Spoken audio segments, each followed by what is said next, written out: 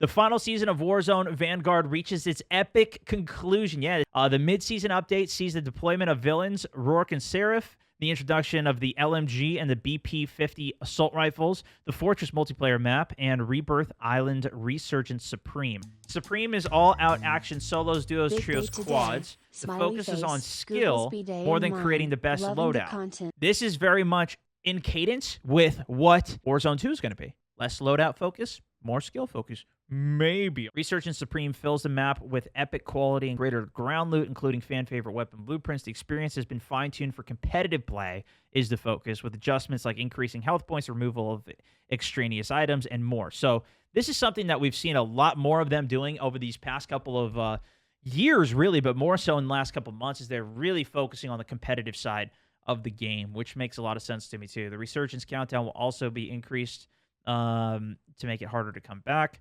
Players who win the match with at least 15 elims will earn the animated Resurgence Trials Victory Calling Card. Very cool, too. I like that they're doing that, where it's like actually something that you can kind of work towards, push yourself a little bit. 15 is a pretty high amount, but it's not like crazy unachievable, I think, for most players.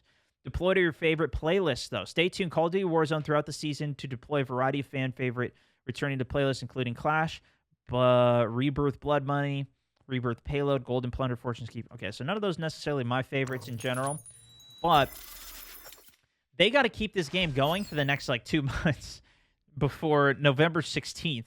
So I guess a month and a half now, right? And this is going to be the last update, theoretically, if this is the mid-season update, before that drops. So we got this is gonna last us a while here. New Vanguard multiplayer map, Fortress, new deployers, cool. Weapons, here we go.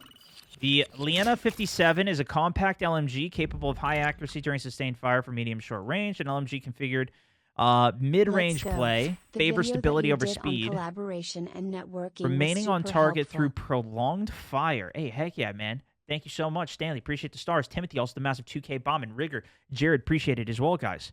So this is going to be, I think that's pretty in line with how all the LMGs are, to be honest. You know, prolonged fire, slow reload, yada yada. As more attachments become available, the weapon can be configured for more mid-range snappy plays. This might feel more like an assault rifle, similar to what they've kind of even done with the UJM, although a lot of people still treat that as a full long ranger. It's not quite like the Bruin or the Bren in old days.